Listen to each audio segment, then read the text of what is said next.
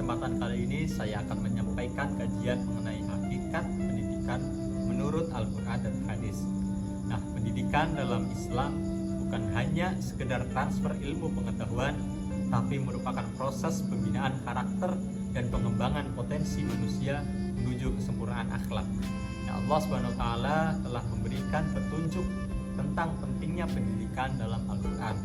Nah, serta Rasulullah SAW juga menegaskan hal ini dalam banyak hadis.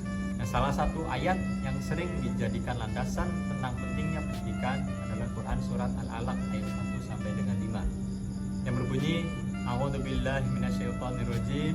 Bismillahirrahmanirrahim. Iqra bismi rabbikal ladzi khalaq, khalaqal insana min 'alaq. Iqra wa rabbukal akram alladzi 'allama bil qalam, 'allamal insana ma lam ya'lam. Yang artinya, bacalah dengan menyebut nama Tuhanmu yang menciptakan. Dia telah menciptakan manusia dari segumpal darah. Bacalah, dan Tuhanmu lah yang Maha Pemurah, yang mengajar manusia dengan perantaraan kalam. Dia mengajarkan manusia apa yang tidak diketahuinya. Nah, ayat ini menjelaskan bahwa perintah pertama yang Allah SWT berikan kepada Nabi Muhammad adalah membaca, yang merupakan inti dari pendidikan dan juga ilmu. Nah, membaca bukan hanya dalam arti literal, tapi membaca tanda-tanda kekuasaan Allah di alam semesta dan mempelajari ilmu yang dapat membawa manusia pada kedekatan dengannya. Nah, pendidikan yang sesungguhnya adalah proses yang membantu manusia untuk mengenali keesaan Allah dan menjalankan hidup sesuai dengan ajarannya.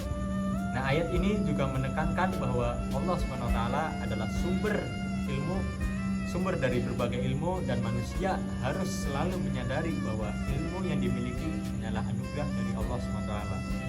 Nah, dalam sebuah hadis Rasulullah SAW juga bersabda, "Thalabul ilmi fardhatun 'ala kulli muslimin." Yang artinya menuntut ilmu itu wajib bagi setiap muslim. Nah, hadis ini diriwayatkan oleh Ibnu Majah. Nah, hadis ini menjelaskan bahwa menuntut ilmu bukan hanya hak, tetapi juga kewajiban bagi setiap muslim. Pendidikan bukan hanya untuk kalangan tertentu, melainkan untuk semua umat, baik yang laki-laki maupun yang perempuan. Nah, Rasulullah SAW juga memberikan contoh yang terbaik dalam mendidik umatnya.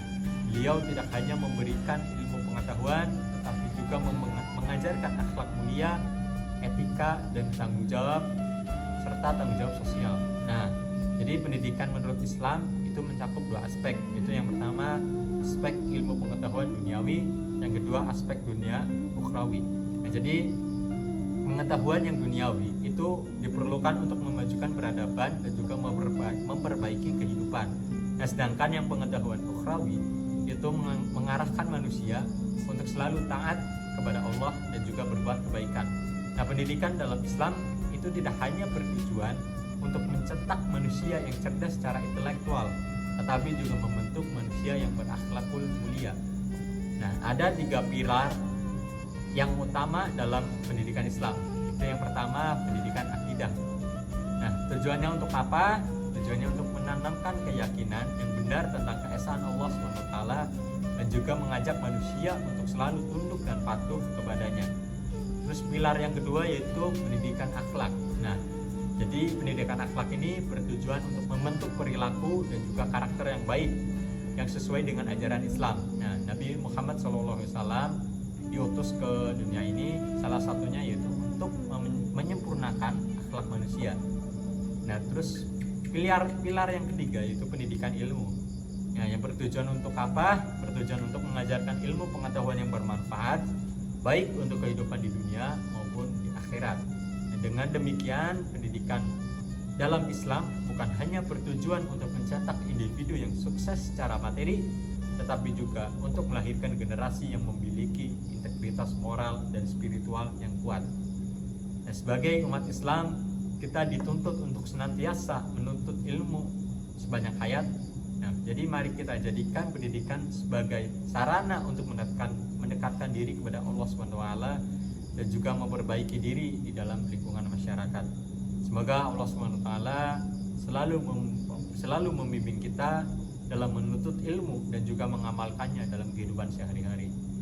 Mungkin itu yang dapat saya sampaikan. Semoga apa yang saya sampaikan dapat bermanfaat. motivasi bagi kita semua untuk selalu terus belajar dan juga musahabah diri. Walakum minkum. Wassalamualaikum warahmatullahi wabarakatuh.